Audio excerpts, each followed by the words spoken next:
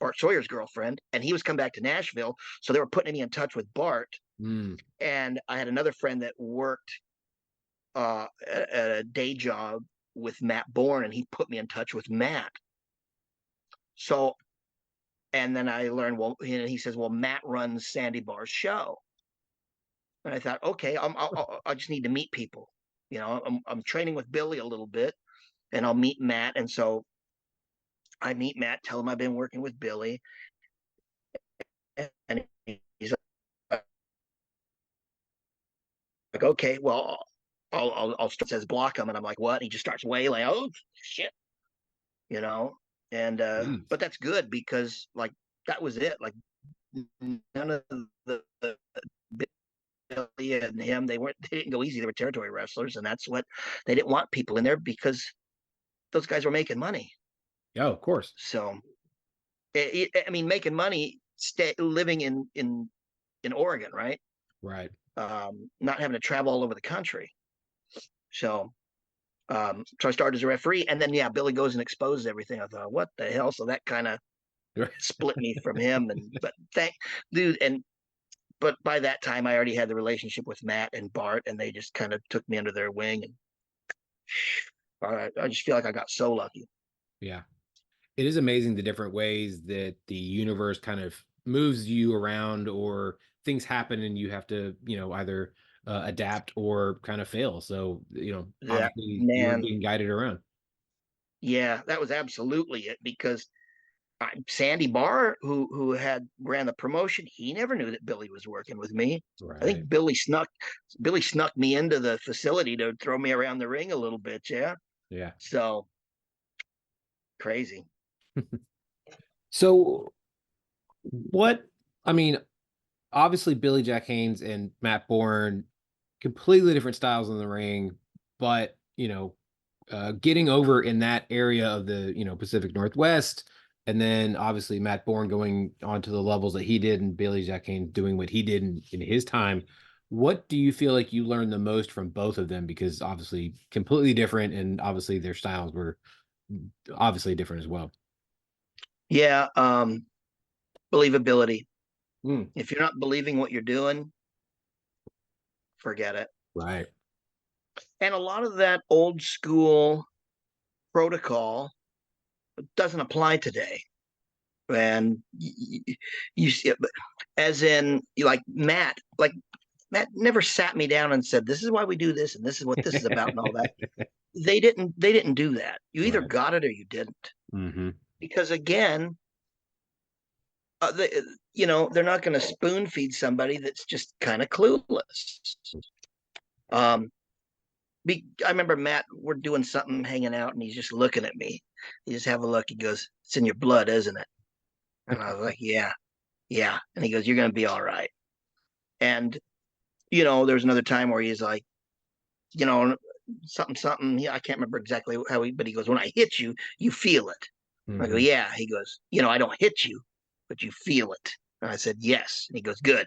Because if you don't feel the first one, you will feel the second." Yeah. And that's how it was, right? If you're not Yeah. going to sell for me, then I'm going to drill you, and you will sell. Um, and I just don't think anybody, very few people, top guys maybe, right? But Right.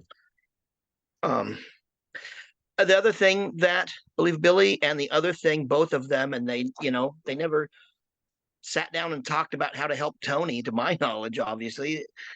They both said, live cheap, Mm, spend your money, listen, don't do what I did. What do you do? I made all this money and I have nothing to show for it. You go on right. the road, you said, and Matt was vehement about it. Save your goddamn money. You count every dime. Yes, sir. You keep yourself healthy and you wait for your one run and you bank all that money.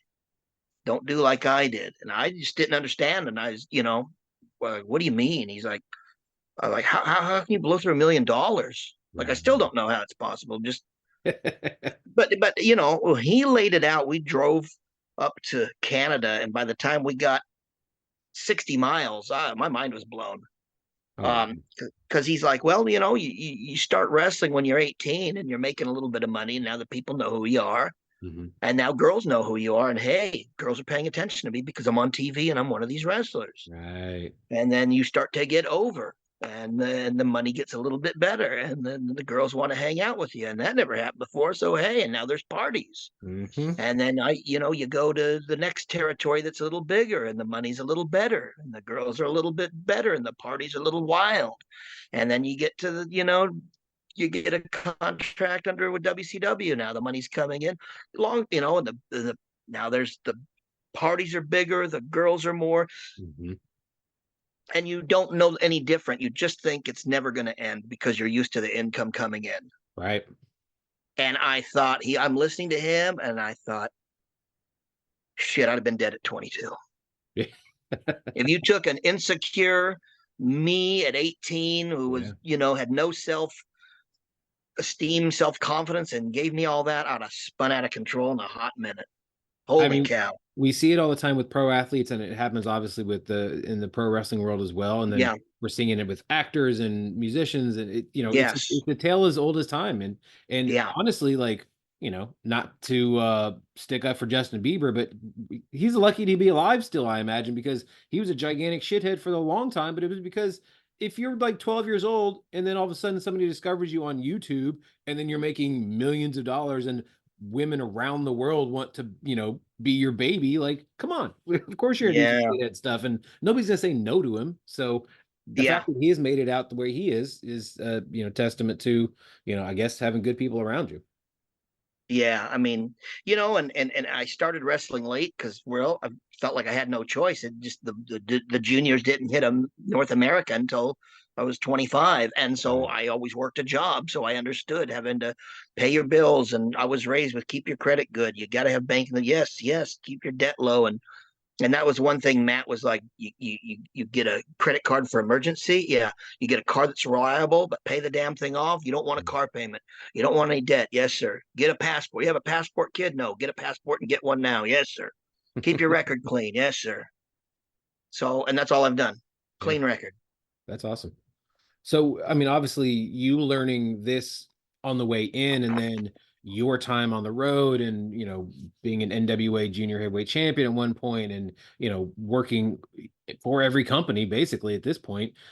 How when you started teaching other kids, I mean, you were training along the way as well, but what do you kind of drill into these students now when it comes to the things you learned as opposed to the things you were taught, and then you had to learn on top of that?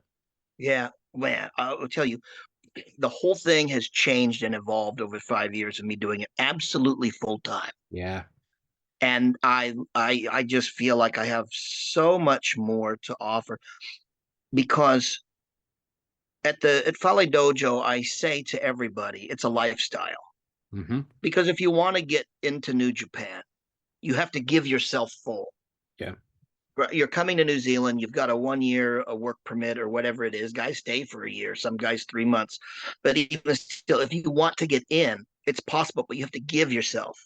Mm. Um, the guys get in and they're talking to their girlfriends back home on Zoom and all that jazz.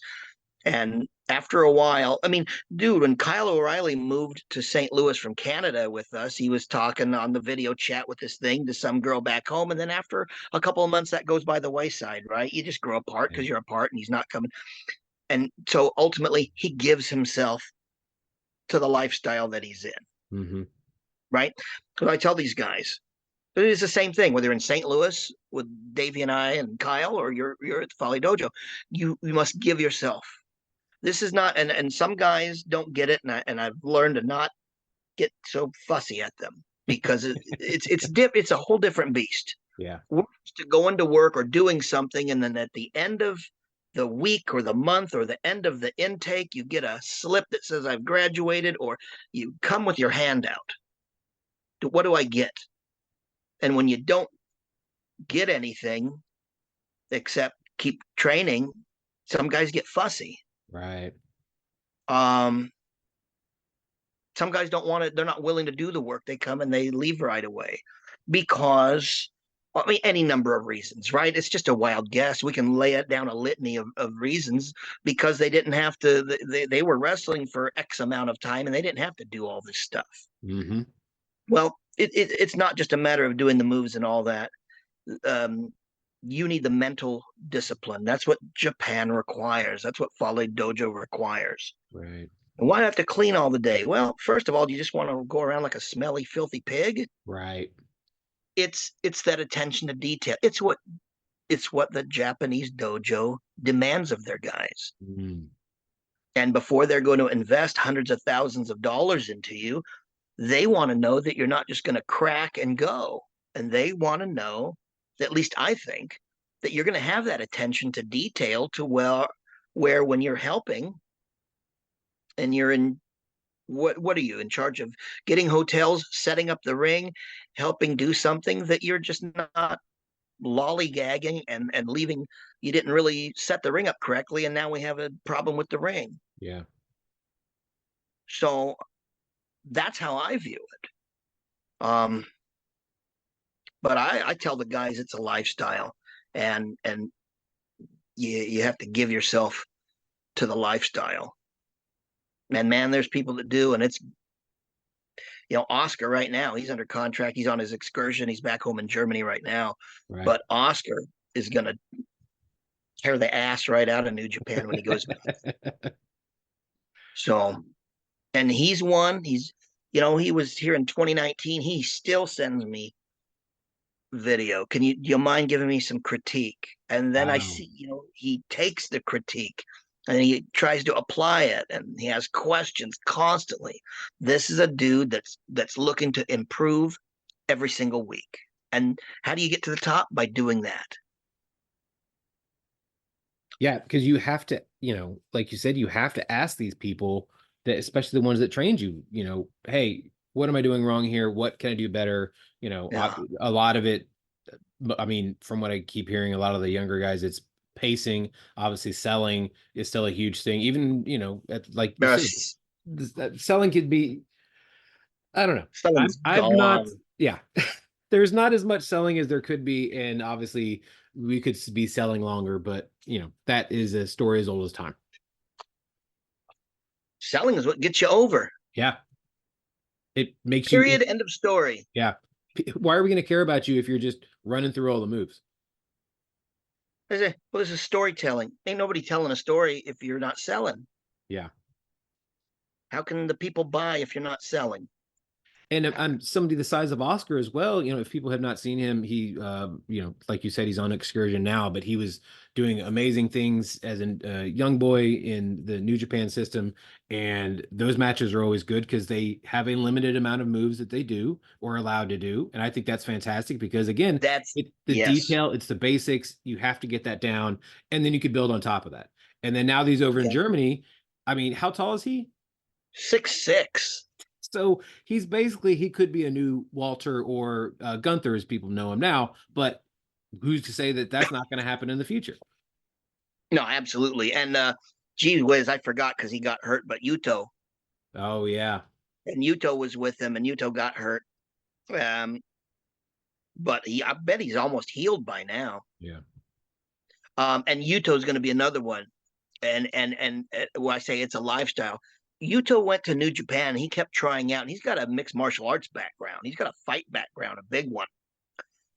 And he kept trying out, and they kept denying him. Hmm. And he got a hold of Folly and came to New Zealand. And Folly pulls me aside. He says, "Hey, we're getting this fighter, and I think he's going to have what it takes." And I'm like, "Oh, you know him?" He's like, "No, I never met him." Oh, how the hell do you know that? Like Folly's got such an insight. He views things from a little different perspective that I do. Yeah. So he sees things that I don't see, and then I catch things, little details in the ring that he may or may not see, or maybe he sees them, but maybe doesn't have the words to describe it, right? Right. Um, and I said, "Well, you never met this guy, you never seen him. How the hell you know he's got potential?" And he says, "Well, he's from Japan. He's been knocking on their door, and they keep denying him, and so he's packing his bags and coming to New Zealand, and that tells me something. This is a guy that wants it." Yeah, So he, like you said, he's giving himself to the business. yeah, he was only here 2 months, and we have cameras all set up throughout the dojo.